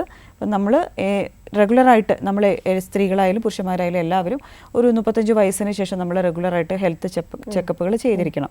നമ്മൾ ഷുഗർ നോക്കുന്നത്, കൊളസ്ട്രോൾ നോക്കുന്നത്, അതുപോലെ BP നോക്കുന്നത്, ബ്രസ്റ്റ് ക്യാൻസർ ഉണ്ടോ എന്നുള്ളത് നോക്കുന്നത്, വയറിൻ്റെ സ്കാൻ എടുക്കുന്നത്, അതുപോലെ തന്നെ മിക്ക ഹെൽത്ത് പാക്കേജുകളിലും വരുന്ന ഒരു ടെസ്റ്റാണ് പാപ്സ്മിയർ ടെസ്റ്റ് എന്ന് പറയുന്നത്. അപ്പോൾ അതുകൊണ്ട് എല്ലാവരും, പല സ്ത്രീകൾക്കും അത് അറിയത്തില്ല. ഇതുവരെയും അങ്ങനത്തെയുള്ള സ്മിയർ ടെസ്റ്റുകൾ ചെയ്തിട്ടില്ലാത്ത ഒത്തിരി നമ്മുടെ വീട്ടിലെ അമ്മമാരായാലും നമ്മുടെ അടുത്തുള്ളവരാണെങ്കിലും ഫ്രണ്ട്സ് ആയാലും ഒത്തിരി ആളുകളുണ്ടാവും. അപ്പോൾ അവരൊക്കെ എല്ലാവരും അറിഞ്ഞിരിക്കേണ്ട ഒരു കാര്യം എന്ന് വെച്ചാൽ നമുക്ക് പ്രിവെൻറ്റ് ചെയ്യാൻ പറ്റുന്ന ഒരു ക്യാൻസറാണ് നമ്മൾ ഈ ഒരു ടെസ്റ്റിംഗ് വഴി നമുക്ക് കണ്ടുപിടിക്കാനായിട്ട് പറ്റുന്നത്. അപ്പോൾ അതുകൊണ്ട് തന്നെ നമ്മൾ ഈ വാക്സിൻ നമ്മുടെ പുതിയ നമ്മുടെ ഫൈനാൻസ് മിനിസ്റ്റർ ആയാലും പറഞ്ഞിരിക്കുന്ന ഒരു കാര്യമാണ്, പുതിയ ബഡ്ജറ്റിലാണെങ്കിൽ പോലും ഈ HPV വാക്സിൻ ഒരു വില കുറച്ച് ആളുകളിലോട്ട് എത്തിക്കുക എന്നുള്ള ഒരു മെയിൻ ഒരു ഇത് പറയുന്നുണ്ട്. അപ്പോൾ ഇനി വരുന്ന വർഷങ്ങളിൽ, ഇനി വരുന്ന ഇയറിലാണെങ്കിൽ പോലും എനിക്കൊന്ന് കുറച്ചും കൂടിയൊക്കെ വാക്സിൻസ് അവൈലബിൾ ആയിരിക്കും. ഇപ്പോൾ തന്നെയാണെങ്കിലും പഴയ സിറ്റുവേഷൻ വെച്ച് കമ്പയർ ചെയ്യുമ്പം പ്രൈവറ്റ് ഹോസ്പിറ്റലുകളിൽ മാത്രം വളരെ റയറായിട്ട് കിട്ടിക്കൊണ്ടിരുന്ന വാക്സിൻ ആയിരുന്നു. ഇപ്പം ഗവൺമെൻറ് ഹോസ്പിറ്റലുകളിലെല്ലാം അവൈലബിൾ ആണ്. അപ്പോൾ അതുകൊണ്ട് കുറച്ചും കൂടി ആളുകൾ അത് അറിഞ്ഞിരിക്കണം, ഇതിൻ്റെ ഇമ്പോർട്ടൻസ് എന്താണെന്നുള്ളത്. മനസ്സിലായി. അതുപോലെ തന്നെ ഡോക്ടർ, ഇതൊരു ലൈഫ് ടൈം പ്രൊട്ടക്ഷൻ ആണോ, നമ്മളത് ബൂസ്റ്റർ ഷോട്ട്സ് പോലെ അങ്ങനെ എന്തെങ്കിലും എടുക്കണോ ഈ HPV വാക്സിനെ പറ്റി? ബൂസ്റ്റർ ആയിട്ട് എടുക്കേണ്ട ആവശ്യമില്ല. നമ്മൾ പറഞ്ഞ വാക്സിൻ്റെ ആ ഷെഡ്യൂൾ കംപ്ലീറ്റ് ചെയ്തിട്ടുണ്ടെന്നുണ്ടെങ്കിൽ ബൂസ്റ്റർ ഡോസ് ഒന്നും എടുക്കേണ്ട ആവശ്യമില്ല. പിന്നെ നമ്മൾ അറിഞ്ഞിരിക്കേണ്ട ഒരു കാര്യം എന്ന് വെച്ചാൽ ഈ വാക്സിൻ എടുത്തു എന്ന് വിചാരിച്ച് നമ്മൾ 100% പ്രൊട്ടക്റ്റഡ് അല്ല, ഒരു 70% പ്രൊട്ടക്ഷനേ വരുന്നുള്ളൂ. ഈ വാക്സിൻ എടുത്ത സ്ത്രീകളാണെങ്കിൽ പോലും പിന്നീട് പാപ്സ്മിയർ ടെസ്റ്റ് വെച്ചിട്ടും അവരത് ഫോളോ അപ്പ് ചെയ്യേണ്ടതാണ്. ഈ വാക്സിൻ എടുത്തു എന്ന് വിചാരിച്ച് പാപ്സ്മിയർ ഒഴിവാക്കാമെന്നോ അങ്ങനെയൊന്നും അർത്ഥമില്ല. ഒരു വാക്സിനേഷൻ എടുത്തു, പക്ഷെ അതൊരു 70% ആ ഒരു ഏജ് ഗ്രൂപ്പിൽ എടുക്കുകയാണെന്നുണ്ടെങ്കിൽ 90 to 95% എഫക്റ്റീവ് ആണ്. ഈ 14 ഇയേഴ്സ് കഴിഞ്ഞിട്ട് എടുക്കുന്നവരിൽ ഈ പറഞ്ഞ 90% എഫക്റ്റീവ്നെസ് കിട്ടത്തില്ല. അപ്പം അങ്ങനെയുള്ള സ്ത്രീകൾ എന്തായാലും ഇപ്പോൾ 14 വയസ്സിലെടുക്കുന്ന കുട്ടിയാണെങ്കിലും 9 വയസ്സിലെടുക്കുന്ന കുട്ടിയാണെങ്കിലും അവർ വളർന്നു വരുമ്പോൾ അവർക്ക് 25-30 വയസ്സാകുമ്പോഴും നിർബന്ധമായിട്ടും പാപ്സ്മിയർ ടെസ്റ്റ് ചെയ്തിരിക്കേണ്ടതാണ്. അതുപോലെ എനിക്ക് തോന്നുന്നു എല്ലാവരും ഹെൽത്തിൽ വളരെ കോൺഷ്യസ് ആയിട്ടുള്ള ആൾക്കാരാണ്. എല്ലാ ടെസ്റ്റും, ഷുഗർ ടെസ്റ്റ്, BP എല്ലാം ചെയ്യുന്നുണ്ടെങ്കിലും ഇങ്ങനൊരു ടെസ്റ്റിനെ പറ്റി അധികം ആരും അവെയർ അല്ല, അല്ലെങ്കിൽ അത്രയും ഒരു ഡീപ്പ് നോളജ് ഉണ്ടായിരിക്കുന്ന ആൾക്കാരായിരിക്കും ഇതൊക്കെ ചെയ്യുന്നത്. അതുപോലെ തന്നെ ഡോക്ടർ, നേരത്തെ ഒരു കോളർ ചോദിച്ച പോലെ സൈഡ് എഫക്ട്സ് ഉണ്ടോ ഈ വാക്സിനേഷൻ എടുക്കുമ്പോൾ? അങ്ങനെ സൈഡ് എഫക്ട്സ്, നമ്മളിപ്പോൾ കോവിഡ് വാക്സിൻ എടുത്തു, അങ്ങനെ സൈഡ് എഫക്റ്റ് അങ്ങനെ നമ്മൾ പറയുന്ന പോലത്തെ സൈഡ് എഫക്ട്സ് ഒന്നുമില്ല. കാരണം നമുക്ക് അറിയാം, ഈ ഒരു വൈറസിൻ്റെ ഒരു ചെറിയ ഭാഗം എടുത്തിട്ട് അത് നമ്മുടെ ബോഡിയിൽ അതിൻ്റെ ഒരു പ്രോട്ടീൻ എടുത്തിട്ട് നമ്മുടെ ബോഡിയിലോട്ട് ഇഞ്ചെക്ട് ചെയ്ത് ആ വൈറസിന് എതിരായിട്ടുള്ള പ്രതിരോധം നമ്മുടെ ശരീരത്തിലുണ്ടാക്കും. എല്ലാ വാക്സിൻസും അങ്ങനെയാണ് ചെയ്യുന്നത്. അപ്പോൾ പൊതുവെ ഇതുവരെയുള്ള സ്റ്റഡീസൊക്കെ വെച്ചിട്ട്, പഠനങ്ങൾ വെച്ചിട്ട് അങ്ങനെ ഭയങ്കരമായിട്ടുള്ള സൈഡ് ഇഫക്റ്റോ അങ്ങനെയൊന്നും ഈ വാക്സിൻ ഇല്ല. പിന്നെ ഏത് വാക്സിൻ എടുത്താലും നമ്മൾ കുട്ടികൾക്കായാലും നമുക്കായാലും എടുത്തു കഴിയുമ്പോൾ ചെറിയൊരു എടുക്കുന്ന സ്ഥലത്തുള്ള ഒരു തടിപ്പ്, ചെറിയ ഒരു വേദന, ചെറിയൊരു പനി, ഇതൊക്കെ പിന്നെ അലർജിക് റിയാക്ഷൻ ഏത് വാക്സിൻ വേണമെങ്കിലും ആർക്ക് വേണമെങ്കിലും ഉണ്ടാകും. അതാർക്കാ വരിക നമുക്ക് പറയാൻ പറ്റത്തില്ല. എന്നാലും ഭയങ്കര ഭയാനകമായിട്ടുള്ള അലർജിയോ അങ്ങനെയൊന്നും പൊതുവെ ഈ വാക്സിൻ റിപ്പോർട്ട് ചെയ്തിട്ടില്ല. കമ്പാരിറ്റീവ്ലി സേഫ് ആയിട്ടുള്ള വാക്സിനാണ്. സേഫാണ്. ഓക്കെ ഡോക്ടർ, അതുപോലെ എത്ര കോസ്റ്റ്ലി ആണ്? കാരണം ആർക്കും അതിനെപ്പറ്റി അറിയാത്തത് കൊണ്ട് ഞാൻ ചോദിക്കുകയാണ്. How costly? അതായത് നമ്മൾ പുറത്തുനിന്ന് വന്ന് വിദേശത്ത് ഉണ്ടാക്കുന്ന വാക്സിനുകൾക്കൊക്കെ കുറച്ചും കൂടി കോസ്റ്റ് ഉണ്ട്. എക്സാക്ട് കോസ്റ്റ് എനിക്ക് അറിയത്തില്ല. പക്ഷേ നമ്മുടെ ഇന്ത്യയിലുള്ള വാക്സിന് 2000 ആണ് സർവവാക് എന്ന് പറഞ്ഞ വാക്സിൻ്റെ കോസ്റ്റ് വരുന്നത്. ഗവൺമെൻറ് ഹോസ്പിറ്റൽസിൽ അത്രയും വരുന്നില്ല. അപ്പം ഇത് പക്ഷേ 2 ഷോട്ട് എടുക്കണമല്ലോ, മിനിമം 2 ഷോട്ട് എടുക്കണം. ഒരു 9 to 14 ഇയേഴ്സ് ഉള്ള കുട്ടികൾക്കാണെന്നുണ്ടെങ്കിൽ 2 തവണ എടുക്കണം. അപ്പം ഇപ്പോൾ ഫസ്റ്റ് ഡോസ് എടുത്ത് 6 മാസത്തിന് ശേഷമാണ് സെക്കൻഡ് ഡോസ് എടുക്കേണ്ടത്. അപ്പം രണ്ടും 2 വാക്സിനാണ് എടുക്കേണ്ടത്. ഇത് നമ്മുടെ ആദ്യത്തെ ആ ഒരു 9 to 14 ഇയേഴ്സ് ആ ഒരു ഡോസേജിനെ പറ്റിയാണോ സംസാരിക്കുന്നത്? ഈ വാക്സിൻ്റെ 9 to 14 ഇയേഴ്സിൽ 2 തവണയാണ് എടുക്കേണ്ടത്. 14 to 26 ഇയേഴ്സിലാണെന്നുണ്ടെങ്കിൽ 3 ഡോസ് എടുക്കണം. ഇപ്പോൾ നമ്മൾ ഈ കുട്ടികൾക്കൊക്കെ എടുക്കുന്ന വാക്സിനുകളുണ്ടല്ലോ, പോളിയോ അങ്ങനത്തെ വാക്സിനൊക്കെ നമ്മൾ ഓരോ ഇതായിട്ട് എടുക്കത്തില്ലേ, അതുപോലെ തന്നെ 2 തവണ എടുക്കണം. 2 ഡോസ് എടുത്താലേ അത് എഫക്റ്റീവ് ആകത്തുള്ളൂ. ഇപ്പോൾ 9-14 ഇയേഴ്സിൽ 2 ഡോസ്, 14 ഇയേഴ്സ് കഴിഞ്ഞാൽ 3 ഡോസ്. പിന്നെ ഇമ്മ്യൂണിറ്റി ഒക്കെ കുറവുള്ളവരാണ്, പിന്നെ സ്ഥിരമായിട്ട് എന്തെങ്കിലും ഇമ്മ്യൂണിറ്റി അസുഖങ്ങൾക്കൊക്കെ വേണ്ടിയിട്ട് സ്റ്റിറോയിഡ് പോലെയുള്ള ടാബ്ലറ്റുകളൊക്കെ എടുക്കുന്നവരാണ്, ലോങ് ടേം ആയിട്ട് ഹോർമോണൽ പിൽസ് എടുക്കുന്നവരാണ്, ഇങ്ങനെയൊക്കെ ഉള്ളവരും ഏത് പ്രായത്തിലെടുത്താലും അവർ 3 ഡോസ് തന്നെ എടുത്തിരിക്കണം. Okay okay. എങ്ങനെയാണ് ഡോക്ടർ നമുക്ക് ഈ സെർവിക്കൽ ക്യാൻസറിനെ ഒരു പരിധി വരെ നമുക്ക് പ്രിവെന്റ് ചെയ്യാൻ പറ്റുന്നത്? അപ്പോൾ അതായത് ഈ വൈറൽ ഇൻഫെക്ഷൻ വരാതിരിക്കുക എന്നുള്ളതാണ് നമ്മൾ മെയിനായിട്ട് നോക്കേണ്ട ഒരു കാര്യം. മിക്കവരിലും ഈ ഇൻഫെക്ഷൻ വന്നു കഴിഞ്ഞാൽ ലക്ഷണങ്ങളൊന്നും ഇല്ലാതെ തന്നെ നമ്മുടെ സിംറ്റംസ് ആയിട്ടൊന്നും വരത്തില്ല. ഈ സിംറ്റംസ് വന്നു കഴിയുമ്പോഴാണ് നമ്മളത് ഉണ്ടോ എന്നുള്ളത് ടെസ്റ്റ് ചെയ്യേണ്ടത്. അപ്പോൾ മെയിൻലി നമ്മുടെ സ്കിൻ ടു സ്കിൻ കോണ്ടാക്റ്റ് വഴി വരുന്ന വൈറസ് ആയതുകൊണ്ട് തന്നെ ഈ സെക്ഷൽ ആക്ടിവിറ്റിയിൽ ഏർപ്പെടുന്ന അല്ലെങ്കിൽ മൾട്ടിപ്പിൾ സെക്ഷൽ പാർട്ട്നേഴ്സ് ഉള്ളവർ അങ്ങനെയൊക്കെ ഉള്ളവരാണ് കൂടുതൽ ഇത് വരാനുള്ള സാധ്യത. പിന്നെ കുറച്ചും കൂടി നമ്മുടെ ലോക്കൽ ഹൈജീൻ കുറവുള്ള സ്ത്രീകളിലും കാണാറുണ്ട്. അതായത് കുറച്ചൊരു ലോ സോഷ്യോ എക്കണോമിക് സ്റ്റാറ്റസിലുള്ള ഹൈജീൻ കുറവുള്ളവരും ന്യൂട്രീഷൻ കുറവുള്ളവർക്കും അവർക്ക് ഇമ്മ്യൂണിറ്റി കുറവായിരിക്കും. അങ്ങനെയുള്ളവർക്കും ഈ വൈറൽ ഇൻഫെക്ഷൻ വരാനുള്ള സാധ്യതകൾ കൂടുതലാണ്. അതുപോലെ തന്നെ ബാക്കി ഈ വജേനയുടെ ഭാഗത്ത് ഉണ്ടാകുന്ന ഇൻഫെക്ഷൻസ്, ഫംഗൽ ഇൻഫെക്ഷനൊക്കെ ആയാലും അങ്ങനെ ഇപ്പോൾ നേരത്തെ PHൻ്റെ കാര്യമൊക്കെ പറഞ്ഞില്ലേ, ഇപ്പോൾ ഈ വജേനയുടെ PH മാറുമ്പോൾ തന്നെ ഫംഗൽ ഇൻഫെക്ഷൻസ് ഒക്കെ വരാനുള്ള സാധ്യതകൾ വളരെ കൂടുതലാണ്. അപ്പം അങ്ങനെ ഇൻഫെക്ഷൻ വരാൻ സാധ്യതയുള്ളവർക്ക് ഈ ഫംഗൽ ഇൻഫെക്ഷൻ വരുന്നത് പോലെ തന്നെ HPV ഇൻഫെക്ഷനും വരാനുള്ള സാധ്യതകൾ വളരെ കൂടുതലാണ്. അത് മേജർ ഡിഫറൻസ് എങ്ങനെയാണ് ഡോക്ടർ നമുക്ക് മനസ്സിലാവുന്നത്? കാരണം ഇതിപ്പം വജൈനൽ ഇൻഫെക്ഷൻസ് എന്ന് പറഞ്ഞാൽ വളരെ കോമൺ ആയിട്ട് ഉള്ള ഒരു ഇതാണ്, ഹൈജീൻ പ്രോബ്ലം തന്നെയാണ്. പക്ഷെ അത് HPVയുടെ ആണ് എന്ന് നമുക്ക് അതെങ്ങനെ നമുക്ക് ഡിസ്റ്റിങ്വിഷ് ചെയ്യാൻ പറ്റും? നോർമലായിട്ടുള്ള ഫംഗൽ ഇൻഫെക്ഷൻ അല്ലെങ്കിൽ ബാക്കിയുള്ള ഇൻഫെക്ഷൻസ് എന്നൊക്കെ പറഞ്ഞാൽ ആ വരുന്ന ഡിസ്ചാർജിന് ഒരു പ്രത്യേകതയുണ്ട്. പ്രത്യേകിച്ച് ഫംഗൽ ഇൻഫെക്ഷൻ ഒക്കെ ആണെന്നുണ്ടെങ്കിൽ തൈര് പോലത്തെ ഡിസ്ചാർജ്, അതിഭയങ്കരമായിട്ടുള്ള ചൊറിച്ചിൽ, പിന്നെ തൊലി പൊട്ടി പോവുക, അങ്ങനത്തെ സ്കിന്നിലുള്ള വരുന്ന ചേഞ്ചസ്, ഇതൊക്കെയാണ് ഫംഗൽ ഇൻഫെക്ഷൻ്റെ ലക്ഷണങ്ങൾ എന്ന് പറയുന്നത്. പിന്നെ വേറെ കുറച്ച് ഇൻഫെക്ഷൻസ് ഉണ്ട്, ബാക്ടീരിയൽ വജൈനോസിസ് എന്നൊക്കെ പറയുന്ന ഇൻഫെക്ഷൻസ് ഉണ്ട്. അപ്പോൾ അതൊക്കെയാണെങ്കിലും ഈ വരുന്ന ഡിസ്ചാർജിൽ ഒന്നെങ്കിൽ ഗ്രീൻ കളർ ഡിസ്ചാർജ് ആകാം, അല്ലെങ്കിൽ ഗ്രേ കളർ ഡിസ്ചാർജ്, അങ്ങനെയൊക്കെ ആയിരിക്കും വരുന്നത്. അപ്പോൾ ഇതെല്ലാം നമ്മൾ എടുത്ത് ടെസ്റ്റ് ചെയ്താൽ മാത്രമേ എന്ത് ഇൻഫെക്ഷനാണ് കറക്റ്റായിട്ട് ഫംഗൽ ഇൻഫെക്ഷൻ ആണോ എന്നൊക്കെ നമുക്ക് അറിയാനായിട്ട് സാധിക്കുകയുള്ളൂ. അപ്പോൾ ഈ ഉള്ള ഇൻഫെക്ഷൻസ് ഒന്നും അല്ലാന്നുണ്ടെങ്കിൽ പിന്നെ നമ്മൾ ടെസ്റ്റ് ചെയ്യേണ്ടത് HPV ഇൻഫെക്ഷൻ ആണോ എന്നുള്ളത്. ഈ പാപ്സ്മിയർ എടുക്കുന്ന കൂട്ടത്തിൽ തന്നെ നമുക്ക് HPV ഇൻഫെക്ഷൻ ഉണ്ടോ എന്നും കൂടെ അറിയാനായിട്ടുള്ള സ്പെഷ്യലൈസ്ഡ് ടെസ്റ്റുകളുണ്ട്. പണ്ട് പാപ്സ്മിയർ മാത്രമേ ചെയ്യുണ്ടായിരുന്നുള്ളൂ. ഇപ്പോൾ പാപ്സ്മിയറിൻ്റെ കൂട്ടത്തിൽ HPV ഇൻഫെക്ഷൻ കൂടെ ഉണ്ടോ എന്ന് അറിയാൻ വേണ്ടിയുള്ള ടെസ്റ്റുകൾ എന്ന് നമുക്ക് വളരെ കോമൺ ആയിട്ട് അവൈലബിൾ ആയിട്ടുള്ള ടെസ്റ്റുകളാണ്. Okay doctor. അതുപോലെ ഇതിപ്പം ആൾക്കാരെല്ലാം വളരെ ഇഗ്നറൻ്റ് ആയതുകൊണ്ട് ഞാൻ ചോദിക്കുകയാണ്, how common the cervical cancer in India or in Kerala? Kerala എന്ന് പറഞ്ഞാൽ നമുക്കൊരു കണക്ക് അവൈലബിൾ അല്ല. ഇന്ത്യയിൽ ഞാൻ പറഞ്ഞില്ലേ, സ്ത്രീകളിൽ ബ്രസ്റ്റ് ക്യാൻസർ കഴിഞ്ഞാൽ ഏറ്റവും കൂടുതൽ കാണുന്ന ക്യാൻസറാണ് സർവൈക്കൽ ക്യാൻസർ എന്ന് പറയുന്നത്. അപ്പോൾ ഇപ്പോൾ തന്നെ നമുക്കറിയാം, ഏതാണ്ട് നമുക്ക് കഴിഞ്ഞ ഒരു വർഷത്തെ കണക്കനുസരിച്ചാണ് 1 ലക്ഷം സ്ത്രീകൾക്കാണ് ഇത് കണ്ടുപിടിച്ചത് ഇന്ത്യയിൽ, 1 ലക്ഷം സ്ത്രീകൾക്ക്. അതിലും ഏറ്റവും ദൗർഭാഗ്യകരമായ കാര്യം എന്ന് പറയുന്നത് അതിൽ 70,000 സ്ത്രീകളും അത് കറക്റ്റായിട്ടുള്ള രീതിയിൽ ട്രീറ്റ്മെൻറ്റ് കിട്ടാതെ അവർക്ക് മരിച്ചു പോയി എന്നുള്ളതാണ് മറ്റൊരു കണക്കെന്ന് പറയുന്നത്.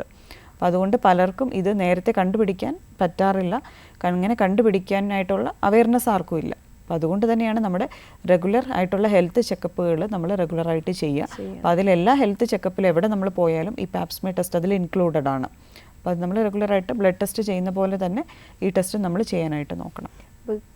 ഡോക്ടർ, ഇപ്പോൾ കേരളത്തിൽ ഇത് അധികം കോമൺ അല്ലാത്തത് കൊണ്ടാണോ ആർക്കും അത്ര ഒരു ഇതിനെപ്പറ്റി ഒരു ഈ ടെസ്റ്റിനെ കേരളത്തിൽ അങ്ങനെ കോമൺ അല്ല എന്നുള്ളതാണോന്നറിയില്ല.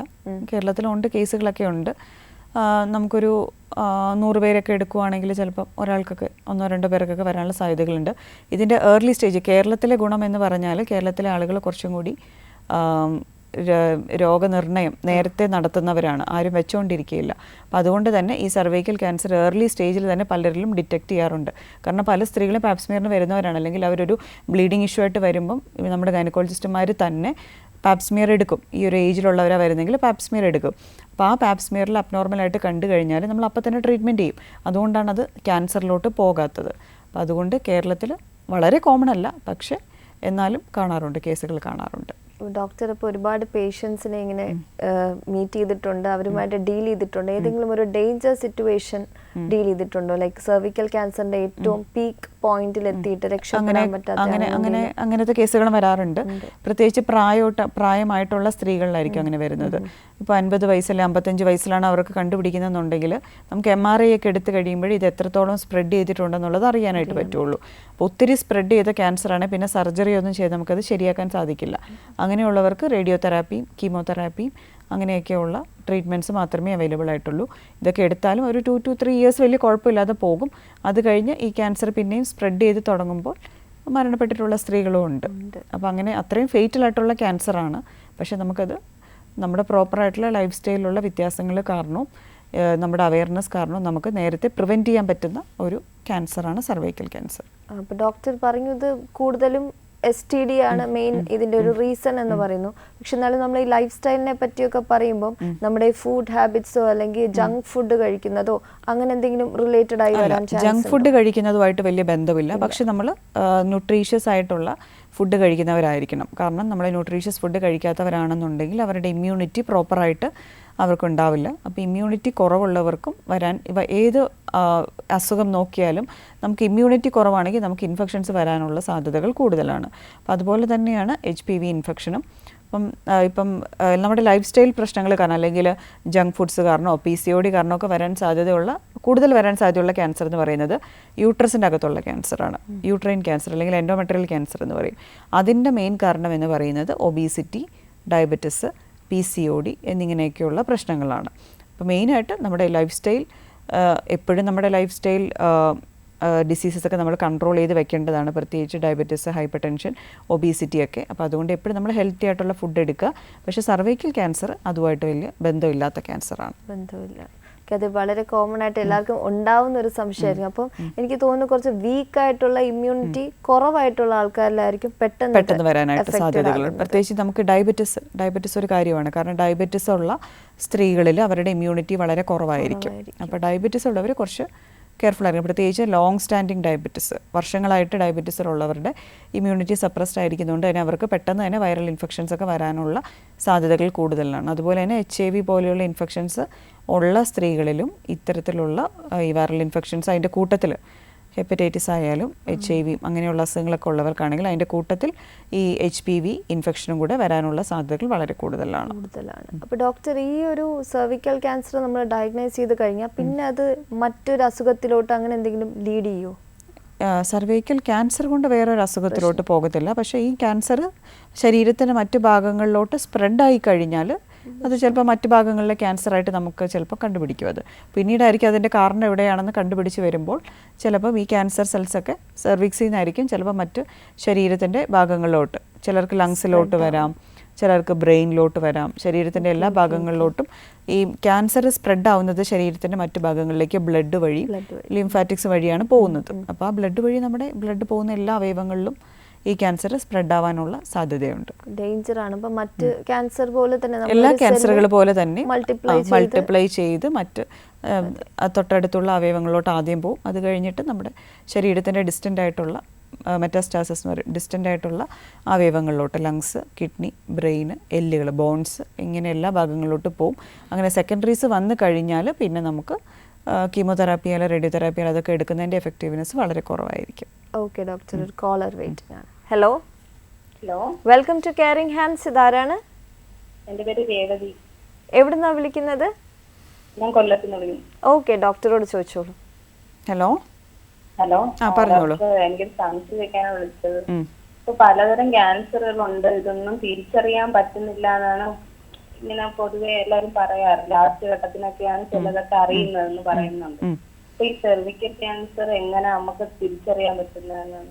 ഇപ്പൊ നമുക്ക് പ്രത്യേകിച്ച് നമുക്ക് ലക്ഷണങ്ങളൊന്നും ഇല്ല, നമുക്ക് ബുദ്ധിമുട്ടുകളൊന്നുമില്ല, ബ്ലീഡിങ് നോർമലാണ്, അബ്നോർമലായിട്ടുള്ള യോനി ഭാഗത്തല്ലെ വജേനയിൽ നിന്നുള്ള ഡിസ്ചാർജ് ഒന്നും ഇല്ല, അങ്ങനെ വേറെ പ്രശ്നങ്ങളൊന്നും ഇല്ല എന്നുണ്ടെങ്കിൽ നമ്മൾ റെഗുലറായിട്ട് ഒരു 30 വയസ്സ് തൊട്ട് പാപ്സ്മിയർ എന്ന് പറയുന്ന ടെസ്റ്റ് നമ്മൾ ചെയ്തിരിക്കേണ്ടതാണ്. നമ്മൾ ഈ ഇടയ്ക്ക് നമ്മൾ ഹീമോഗ്ലോബിനും തൈറോയിഡും ഷുഗറും ഒക്കെ നോക്കത്തില്ലേ, അതുപോലെ തന്നെ നമ്മൾ റെഗുലറായിട്ട് ചെയ്തിരിക്കേണ്ട ഒരു ടെസ്റ്റാണ് പാപ്സ്മിയർ ടെസ്റ്റ് എന്ന് പറയുന്നത്. പിന്നെ ഇടയ്ക്കൊക്കെ നമുക്ക് വയറിൻ്റെ ഒരു അൾട്രാസൗണ്ട് എടുത്ത് നോക്കുന്നത് നല്ലതായിരിക്കും. നമ്മുടെ ഗർഭപാത്രത്തിൽ അല്ലെങ്കിൽ യൂട്രസിൽ എന്തെങ്കിലും മുഴകളുണ്ടോ, ഗർഭപാത്രത്തിൻ്റെ ഭിത്തിക്ക് കട്ടി കൂടുതലുണ്ടോ, ഈ സർവൈക്കൽ ക്യാൻസറും ഒരു ചെറിയൊരു ശതമാനം നമുക്ക് സ്കാനിങ്ങിൽ നമുക്ക് കണ്ടുപിടിക്കാനായിട്ട് സാധിക്കും. പ്രധാനമായിട്ട് പാപ്സ്മിയർ ആണ്, എന്നാൽ പോലും അൾട്രാസൗണ്ട് ഇടയ്ക്ക് വയറിൻ്റെ അടുത്ത് നോക്കുന്നത് നല്ലതായിരിക്കും. അപ്പം അങ്ങനെ നമുക്ക് ടെസ്റ്റുകൾ ചെയ്താൽ മാത്രമേ നമുക്ക് ലക്ഷണങ്ങളൊന്നും ഇല്ലാത്ത ചില ക്യാൻസറുകൾ നമുക്ക് ഏർലി സ്റ്റേജിൽ തന്നെ നമുക്ക് കണ്ടുപിടിക്കാനായിട്ട് സാധിക്കും. ഈ വാക്സിൻ എടുക്കുന്ന എത്രക്കാരിലാണ് ഈ വാക്സിൻ എടുക്കുന്നത്? വരാതിരിക്കാനുള്ള വാക്സിനാണ്? വരാതിരിക്കാൻ വേണ്ടിയുള്ള വാക്സിനാണ്. അപ്പം അസുഖം വന്നിട്ട് പിന്നെ നമ്മൾ വാക്സിൻ എടുത്തു കഴിഞ്ഞാൽ നമുക്ക് അതിൻ്റെ യൂസ് കിട്ടത്തില്ല.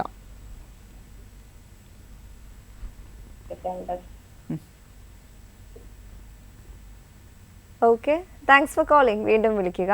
ആൻഡ് ഡോക്ടർ, ഈ ഒരു ടോപ്പിക്കിനെ സംബന്ധിച്ച് എന്തെങ്കിലും മിത്ത് അല്ലെങ്കിൽ ഒരു മിസ്കൺസെപ്ഷൻസ് ഉണ്ടോ regarding HPV vaccine and Pap smear test? അങ്ങനെ പ്രത്യേകിച്ചൊന്നുമില്ല. ഇങ്ങനെ എല്ലാവരും ചോദിക്കുന്ന പോലെ തന്നെ വാക്സിൻ എന്ന് പറയുമ്പോൾ പ്രത്യേകിച്ച് എനിക്കൊന്ന് കോവിഡ് വാക്സിനൊക്കെ എടുത്ത് കുറേ പേർക്കൊക്കെ സൈഡ് എഫക്ട്സ് അങ്ങനത്തെ കാര്യങ്ങളൊക്കെ ഉണ്ടെന്നൊക്കെ കേൾക്കുന്നതുകൊണ്ടായിരിക്കും എല്ലാവർക്കും ഉള്ളൊരു ചോദ്യമാണ് വാക്സിൻ എടുത്താൽ എന്തെങ്കിലും സൈഡ് എഫക്ട്സ് ഉണ്ടോ എന്നുള്ളത്. ഞാൻ നേരത്തെ പറഞ്ഞതുപോലെ തന്നെ നമ്മൾ നോർമലായിട്ട് ഏത് വാക്സിൻ എടുക്കുമ്പോൾ അതൊരു ഇഞ്ചക്ഷൻ എടുക്കുമ്പോൾ വരുന്ന മസിലെടുക്കുന്ന ഒരു ഇഞ്ചക്ഷനാണ്. ഇഞ്ചക്ഷൻ എടുക്കുമ്പോൾ വരുന്ന ചെറിയ സൈഡ് എഫക്റ്റുകളല്ലാതെ മേജറായിട്ടുള്ള സൈഡ് എഫക്റ്റുകളൊന്നും ഇതുവരെ റിപ്പോർട്ട് ചെയ്യപ്പെട്ടിട്ടില്ല. ഒരു ന്യൂ വാക്സിനാണ്. അപ്പോൾ അതുകൊണ്ട് കൂടുതലായിട്ട് ആളുകളിൽ അത് എത്തിക്കഴിയുമ്പോഴേ നമുക്കത് അറിയാനായിട്ട് സാധിക്കുകയുള്ളൂ. പക്ഷേ പൊതുവെ പുറം രാജ്യങ്ങളിൽ റെഗുലറായിട്ട് കൊടുക്കുന്ന വാക്സിൻ ആയതുകൊണ്ട് തന്നെ അങ്ങനെ അധികം സൈഡ് എഫക്ട്സ് ഒന്നും അധികം റിപ്പോർട്ട് ചെയ്യപ്പെടാത്ത ഒരു വാക്സിനാണ് HPV വാക്സിൻ. Okay doctor. അല്ലെങ്കിൽ നമ്മൾ കുട്ടികളിൽ അത് റെക്കമെൻഡ് ചെയ്യത്തില്ലല്ലോ. അതെ, കുട്ടികളിൽ റെക്കമെൻഡ് ചെയ്യുമ്പോൾ അത് സേഫ് ആയിട്ടുള്ള വാക്സിൻ ആയതുകൊണ്ടാണ് ചെയ്യുന്നത്. ഓക്കെ ഡോക്ടർ, കോളർ വെയിറ്റിംഗ് ആണ്. Hello, welcome to caring hands. Thank you. ടിവിയുടെ വോളിയം ഒന്ന് കുറയ്ക്കണേ. ഇതാരാണ്? എന്റെ പേര് ശ്രീവിദ്യ. ഓക്കെ, എവിടെ നിന്നാണ് വിളിക്കുന്നത്? ഞാൻ കൊല്ലം. ഓക്കെ, ഡോക്ടറോട് ചോദിച്ചോളൂ. ഹലോ, പറഞ്ഞോ ശ്രീവിദ്യ. ഞാൻ സെർവിക്കൽ ക്യാൻസറിനെ പറ്റിയിട്ടല്ല ചോദിക്കുന്നത്. ഇപ്പൊ ബ്രസ്റ്റ് ക്യാൻസർ എന്റെ അമ്മയ്ക്ക് CA ബ്രസ്റ്റ് ആയിരുന്നു. ഇപ്പൊ ഒരു 50 years ആയി. ഇപ്പൊ എനിക്ക് ലെഫ്റ്റ് സൈഡിലെ ബ്രസ്റ്റില്. ഹലോ, പറഞ്ഞോളൂ, കേൾക്കുന്നുണ്ട്, പറഞ്ഞോളൂ. എനിക്ക് ഇതിന്റെ ഇടയ്ക്ക് എന്റെ ലെഫ്റ്റ് സൈഡിൽ എനിക്കൊരു ഒരു ചെറിയൊരു ഡൗട്ട് പോലെ തോന്നി. ഒരു എന്തോ ഒരു എന്ന് വെച്ചാൽ എന്താ ഒരു ഡൗട്ട് തോന്നി.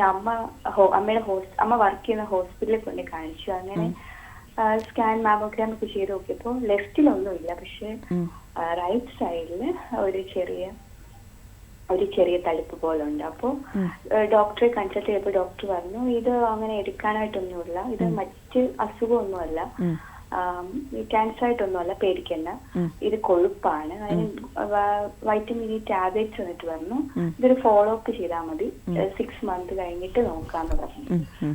അപ്പൊ അതിനെ പറ്റിയിട്ട് അപ്പം അമ്മയ്ക്കൊരു ഹിസ്റ്ററി ഉള്ളപ്പം ശ്രീവിധിക്ക് ഇപ്പം ഏജ് എത്രയാണ്? എനിക്ക് 27. ഓക്കെ, ഒരു 35 years തൊട്ടേ മാമോഗ്രാം ഇയർലി എടുക്കുന്നത്, വർഷത്തിലൊന്ന് എടുക്കുന്നത് നല്ലതായിരിക്കും. നമുക്ക് എപ്പോഴും ഫാമിലിയിൽ ഒരാൾക്ക്, പ്രത്യേകിച്ച് അമ്മ, സഹോദരിമാർ ആർക്കെങ്കിലും ബ്രസ്റ്റ് ക്യാൻസർ വന്നിട്ടുണ്ടെന്നുണ്ടെങ്കിൽ വരാനുള്ള സാധ്യതകളുണ്ട്. പക്ഷെ നമുക്കത് നേരത്തെ തന്നെ കണ്ടുപിടിക്കാനായിട്ട് പറ്റും. അപ്പോൾ ഒരു 35 വയസ്സ് തൊട്ട് വർഷത്തിലൊന്ന് മാമോഗ്രാം നിർബന്ധമായിട്ട് എടുക്കുക. ഇപ്പോൾ കണ്ട ചെറിയ തടിപ്പ് ചില പെൺകുട്ടികൾ കാണാറുണ്ട്. അതായത് ഫൈബ്രോഅഡിനോസിസ്, ഫൈബ്രോഅഡിനോമ എന്നൊക്കെ പറഞ്ഞുള്ള എന്തെങ്കിലും റിപ്പോർട്ടായിരുന്നു ഉണ്ടായിരുന്നത്?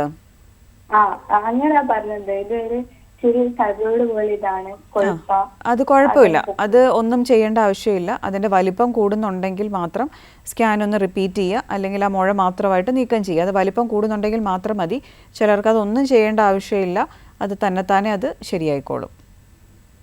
Okay, thank you doctor. അതേപോലെ ഈ സെർവിക്കൽ ക്യാൻസറിന് വാക്സിനേഷനെ പറ്റിയിട്ട് സംസാരിക്കുന്നുണ്ടായിരുന്നു. ഈ വാക്സിനേഷൻ എങ്ങനെ എടുക്കേണ്ടത്?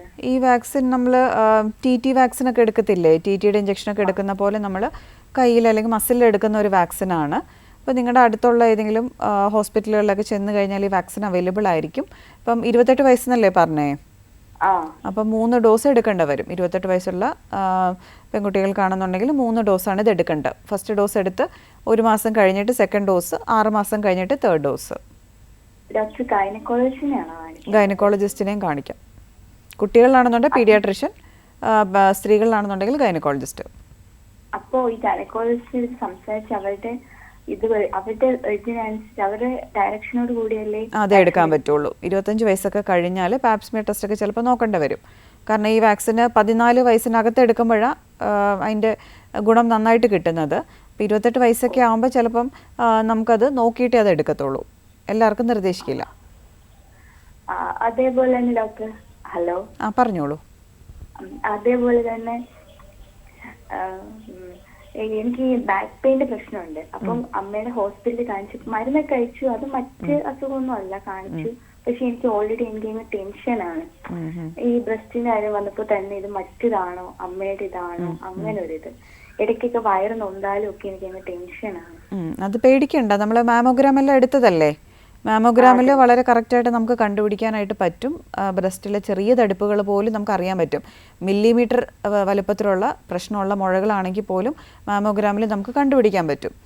അപ്പോൾ അത്ര ടെൻഷനുള്ള ആൾ വർഷത്തിലൊന്ന് മാമോഗ്രാം ഒന്ന് എടുത്ത് നോക്കുക. സാധാരണ രീതി 35 വയസ്സോട്ടായാലും മതി. എന്നാലും ഇങ്ങനെ ഇടയ്ക്ക് മുഴകൾ അങ്ങനെ ഉണ്ടോ എന്നൊക്കെ സംശയം ഉണ്ടെന്നുണ്ടെങ്കിൽ വർഷത്തിലൊന്ന് മാമോഗ്രാം എടുക്കുന്നതുകൊണ്ട് കുഴപ്പമില്ല. Okay, thank you doctor. Thanks for calling. വീണ്ടും വിളിക്കുക.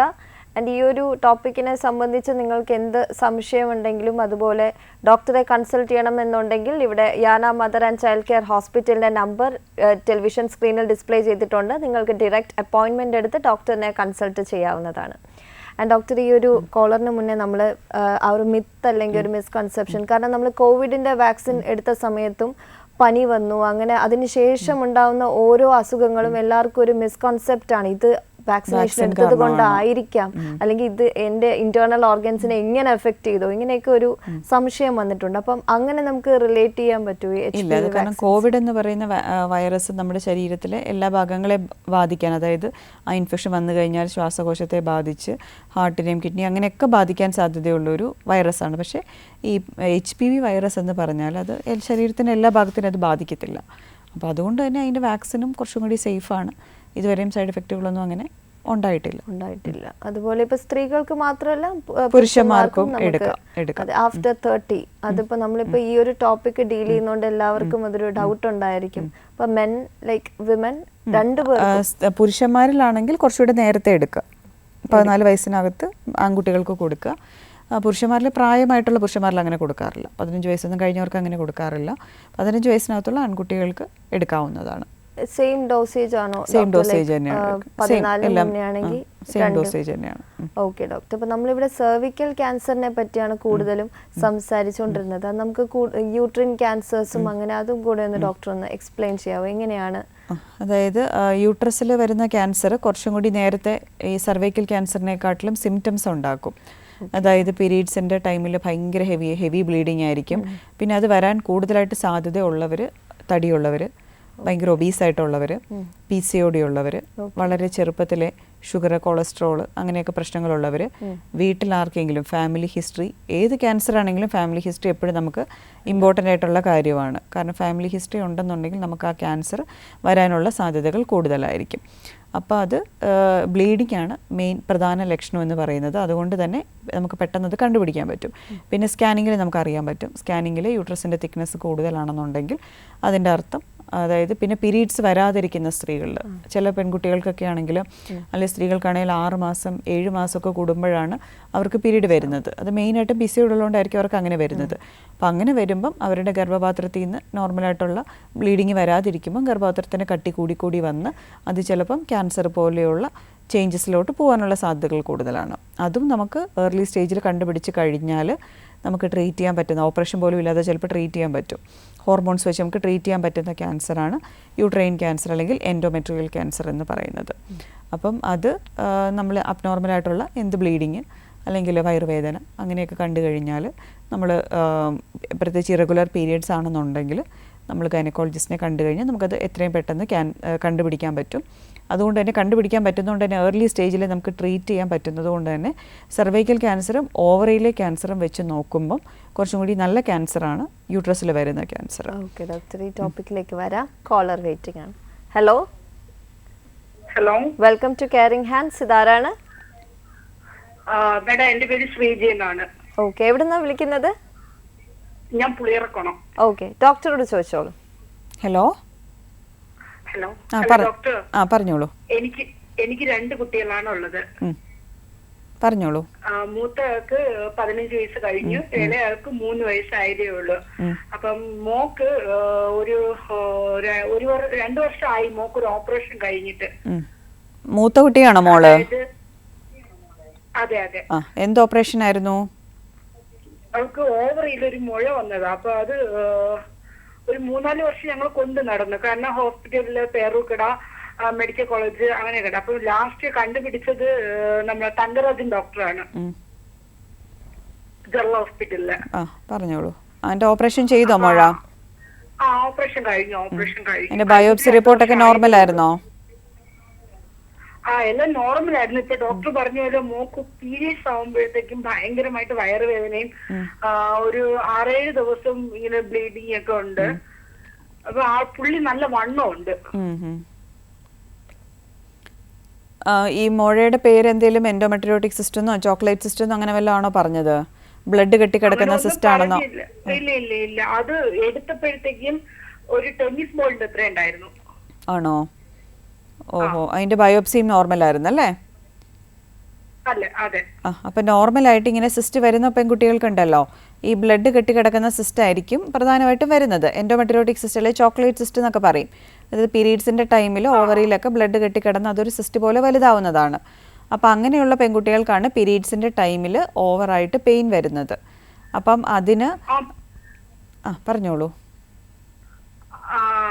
മോക്ക് പെയിൻ വരുമ്പോഴത്തേക്കും ഭയങ്കരമായിട്ട് കരച്ചിലും ബഹളമാണ്. പിന്നെ അത് കഴിഞ്ഞിട്ട് വല്ലാത്ത ദേഷ്യമാണ് അവക്ക്. അപ്പൊ ഗൈനക്കിനെ പിന്നെ കാണിച്ചില്ലേ പെയിൻ വന്നിട്ട്? ഇല്ല, കാണിച്ചില്ല, നോർമലാണെന്ന് പറഞ്ഞു. പിന്നെ ഡോക്ടർ ഒരു കാര്യം കൂടെ പറഞ്ഞത് വീണ്ടും വരാനുള്ള സാധ്യത ഉണ്ട് എന്ന് പറഞ്ഞിട്ടുണ്ട്. അപ്പൊ ഈ സാധാരണ രീതിയിൽ ഈ എൻഡോമെട്രിയോസിസ് ഉള്ള പെൺകുട്ടികളിൽ വരുന്ന സിസ്റ്റാണ് എൻഡോമെട്രിയോട്ടിക് സിസ്റ്റ്. അപ്പോൾ ആ സിസ്റ്റാണ് പൊതുവെ പിന്നീട് വീണ്ടും വരാൻ സാധ്യതയുണ്ടെന്ന് പറയുന്ന സിസ്റ്റ്. അപ്പോൾ അത് കാരണമാണ് ഈ പെയിന് കൂടുതലായിട്ട് പീരീഡ്സിൻ്റെ സമയത്ത് പീരീഡ് തുടങ്ങുന്നതിന് മുൻപും പീരീഡ് തുടങ്ങിക്കഴിഞ്ഞും അത് കഴിഞ്ഞും ഒക്കെ ചില പെൺകുട്ടികൾ ഒത്തിരി പെയിൻ വരാറുണ്ട്. അപ്പം നോർമലിൽ നിന്ന് വ്യത്യാസമായിട്ടുള്ള പെയിൻ കാണുവാണെന്നുണ്ടെങ്കിൽ അത് പ്രശ്നമുള്ള പെയിനാണ്. അപ്പോൾ അതിന് നമ്മൾ പീരീഡ് സപ്രസ് ചെയ്യാൻ വേണ്ടിയുള്ള ഹോർമോൺ ടാബ്ലറ്റുകളൊക്കെ കൊടുക്കാറുണ്ട്. അപ്പം പെയിൻ കുറയുന്നില്ല എന്നുണ്ടെങ്കിൽ ഡോക്ടറെ കാണിച്ചിട്ട് ഹോർമോൺ ടാബ്ലറ്റ്സ് എടുക്കുക. പിന്നെ എൻഡോമെട്രിയോസിസ് അങ്ങനെ ഭയങ്കര പ്രശ്നമല്ല. ആ സിസ്റ്റമൊന്നും അങ്ങനെ ക്യാൻസറിലോട്ടോ അങ്ങനെയൊന്നും പോകുന്ന സിസ്റ്റുകളൊന്നും അല്ല. പക്ഷേ മോള് വലുതാവുന്ന സമയത്ത് നേരത്തെയൊക്കെ കല്യാണം കഴിപ്പിക്കുക, പ്രഗ്നൻസിയൊക്കെ അധികം ഡിലേ ആക്കിപ്പിക്കാതിരിക്കുക. കാരണം ചില പെൺകുട്ടികൾക്ക് എൻഡോമെട്രിയോസിസ് ഒക്കെ ഉള്ളവർക്ക് കുട്ടികളൊക്കെ ആവാനായിട്ട് ചില ബുദ്ധിമുട്ടുകൾ കാണാറുണ്ട്. Okay doctor, thank you. Okay, thanks for calling. വീണ്ടും വിളിക്കുക. ഡോക്ടർ, നമ്മൾ ഈ കോളറിന് മുന്നേ ക്യാൻസേഴ്സിൻ്റെ ഡിഫറെൻറ്റ് ടൈപ്സ് ഓഫ് ക്യാൻസേഴ്സ് നമ്മൾ ഡിസ്കസ് ചെയ്തു. അപ്പോൾ നമ്മൾ യൂട്രൈൻ ക്യാൻസർ അല്ലെങ്കിൽ യൂട്രസിൻ്റെ അകത്ത് വരുന്ന ക്യാൻസറാണ് പറഞ്ഞത്. അപ്പോൾ അത് നമുക്ക് കണ്ടുപിടിക്കാനായിട്ട് പറ്റും. പിന്നെയുള്ളൊരു ക്യാൻസർ ഓവറിയിൽ വരുന്നത്, ഇപ്പം സിസ്റ്റ് എന്നൊക്കെ പറഞ്ഞില്ലേ, അപ്പം ചില പെൺകുട്ടികൾക്ക് ഓവറിയിൽ തന്നെ വലിയ മുഴകളൊക്കെ വരാറുണ്ട്. അപ്പം മിക്കപ്പോഴും പ്രശ്നമില്ലാത്ത സിസ്റ്റുകളായിരിക്കാം. പക്ഷേ ഒരു പരിധിക്കപ്പുറം വലിപ്പമുള്ള സിസ്റ്റുകളാണെന്നുണ്ടെങ്കിൽ നമുക്ക് അതിനനുസരിച്ചുള്ള അഡ്വാൻസ് ഡീറ്റെയിൽ ആയിട്ടുള്ള സ്കാനിങ്ങുകളുണ്ട്. CT MRI പോലെയുള്ള സ്കാനിങ്ങുകൾ ചെയ്യണം. ബ്ലഡ് പരിശോധനയുണ്ട്. അതായത് ക്യാൻസറൊക്കെ ആണെന്നുണ്ടെങ്കിൽ അതിൻ്റെ ബ്ലഡിലൊക്കെ അതിൻ്റെ വാല്യൂ കൂടുതലായിരിക്കും. അപ്പം അങ്ങനെയൊക്കെ വരുന്നത് കൊണ്ട് നമുക്ക് ഓവറിയിലെ ക്യാൻസർ കുറച്ച് ലേറ്റായിട്ട് നമുക്ക് കണ്ടുപിടിക്കാൻ സാധിക്കുള്ളൂ. മിക്ക സ്ത്രീകൾക്കും ഈ ഓവറിയിൽ ക്യാൻസർ വരുന്ന സ്ത്രീകൾക്കാണ് അവരുടെ ലൈഫ് സ്പാൻ കുറഞ്ഞു വരുന്നതും. അത് കണ്ടുപിടിക്കുന്ന സമയം അഡ്വാൻസ് സ്റ്റേജ് 3ലാണ് കണ്ടുപിടിക്കുന്നത് മിക്കപ്പോഴും. അതിൻ്റെ ലക്ഷണങ്ങൾ എന്ന് പറയുന്നത് ഭയങ്കര വേഗമായിട്ടുള്ള സിംറ്റംസ് ആയിരിക്കും. വയറിൽ ഗ്യാസ്, പെട്ടെന്ന് വയറ് നിറയുക, വിശപ്പില്ല. പക്ഷെ അതൊക്കെ പൊതുവേ സ്ത്രീകളിൽ ഗ്യാസിൻ്റെ ബുദ്ധിമുട്ടായിട്ടും വരാറുള്ളൊരു ലക്ഷണം മാത്രമായിരിക്കും. വയറെപ്പോഴും പെരുകിയിരിക്കുന്ന പോലെ തോന്നുക, വെയിറ്റ് കുറയുക, വിശപ്പ് കുറയുക. ഏത് ക്യാൻസർ ആയാലും അതിൻ്റെ ഏറ്റവും ആദ്യത്തെ ലക്ഷണം എന്ന് പറയുന്നത് loss of weight and loss of appetite ആണ്. വിശപ്പ് കുറയുന്നതും 2-3 മാസത്തിനുള്ളിൽ തന്നെ നമ്മുടെ വെയിറ്റ് പെട്ടെന്ന് കുറഞ്ഞു പോവാണ്, 10% കൂടുതൽ കുറഞ്ഞു പോവുകയാണെന്നൊക്കെ ഉണ്ടെങ്കിൽ നമ്മൾ എത്രയും പെട്ടെന്ന് തന്നെ എന്തെങ്കിലും പ്രശ്നങ്ങളുണ്ടോ ഒരു ഫുൾ ബോഡി ചെക്കപ്പ് നമ്മൾ നിർബന്ധമായിട്ടും ചെയ്തിരിക്കേണ്ടതാണ്. ഈ ഓവറിയിലുള്ള ക്യാൻസർ അല്ലെങ്കിൽ ഓവറിയിൽ വരുന്ന സിസ്റ്റുകൾക്കൊന്നും ചിലപ്പോൾ ലക്ഷണങ്ങളൊന്നും ഉണ്ടാവില്ല. വളരെ ചുരുക്കം പെൺകുട്ടികൾ മാത്രമാണ് പെയിന് അല്ലെങ്കിൽ പീരീഡ്സിൻ്റെ സമയത്തുള്ള ബുദ്ധിമുട്ട് കാര്യങ്ങളൊക്കെ വരത്തുള്ളൂ. ബാക്കിയുള്ളവർക്കൊന്നും നമ്മൾ വെറുതെ ഒരു സ്കാനിങ് ഒക്കെ എടുക്കുന്ന സമയത്തായിരിക്കും, അല്ലെങ്കിൽ വേറെ എന്തെങ്കിലും ലക്ഷണങ്ങൾ കൊണ്ട് സ്കാനിങ് എടുക്കുന്ന സമയത്തായിരിക്കും ഈ ഓവറിയിലുള്ള മുഴകൾ കണ്ടുപിടിക്കുന്നത്. പിന്നെ ഓവറിയിലുള്ള ക്യാൻസർ പൊതുവെ ഏജുള്ള സ്ത്രീകളിലാണ് കൂടുതൽ വരുന്നത്. നമ്മൾ മുമ്പേ പറഞ്ഞ ഈ ഹോർമോൺ പിൽസ് എടുക്കുന്ന സ്ത്രീകളിൽ സർവൈക്കൽ ക്യാൻസർ വരാൻ സാധ്യത കൂടുതലാണെന്ന്. പക്ഷേ ഈ ഓവറിയിലെ ക്യാൻസർ ഹോർമോൺ പില്ല് എടുക്കുന്നവർക്ക് 50% വരെ കുറവാണ് ഓവറിയിൽ ക്യാൻസർ വരാൻ. കാരണം അവരുടെ പീരീഡ് സപ്രസ് ചെയ്ത് വെക്കുകയാണ് ചെയ്യുന്നത്. അപ്പോൾ അത്രയും നാൾ ഓവറി ഇങ്ങനെ റെസ്റ്റ് ചെയ്തിരിക്കുകയാണ്, ഓവറിക്ക് പ്രവർത്തിക്കേണ്ട. അപ്പോൾ അതുകൊണ്ട് തന്നെ ഈ ഹോർമോണൽ പിൽസ് എടുക്കുന്ന അല്ലെങ്കിൽ OCP പോലെയുള്ള ടാബ്ലറ്റുകൾ എടുക്കുന്നവർക്ക് ഓവറിയിൽ ക്യാൻസർ വരാനുള്ള സാധ്യതകൾ കുറച്ച് കുറവായിട്ടാണ് കാണുന്നത്. ഓക്കെ ഡോക്ടർ, അപ്പോൾ ഇതിപ്പോൾ ഒരു 30s അല്ലെങ്കിൽ 40s ചെയ്യുന്ന കാര്യങ്ങളുടെ എല്ലാം എഫക്റ്റിലേക്ക് ഒരു 50+ ആകുമ്പോഴായിരിക്കും വരുന്നത്. ഓക്കെ, എനിവേസ് ഡോക്ടർ, അപ്പോൾ ഇന്നത്തെ എപ്പിസോഡ് വളരെ ഇൻഫോർമേറ്റീവ് ആയിരുന്നു. കാരണം അറിയാത്ത ഒരുപാട് കാര്യങ്ങൾ പ്രേക്ഷകർക്ക് ഡിസ്കസ് ചെയ്യാൻ പറ്റി, പ്രേക്ഷകരോട് പറയാൻ പറ്റി എന്താണ് HPV വാക്സിൻ ആൻഡ് എന്താണ് പാപ്സ്മിയർ ടെസ്റ്റ്. ഒട്ടും അവെയർ അല്ലാത്ത എല്ലാവർക്കും ഈ ഒരു മണിക്കൂറിൽ ഈ ഒരു ടോപ്പിക്കിനെ പറ്റി വളരെ വിശദമായ കുറേ ഇൻഫോർമേഷൻസ് ആണ് നമുക്ക് തരാൻ സാധിച്ചത്. And thank you so much doctor for joining. വീണ്ടും മറ്റൊരു ടോപ്പിക്കുമായി കണ്ടുമുട്ടാം. Thank you.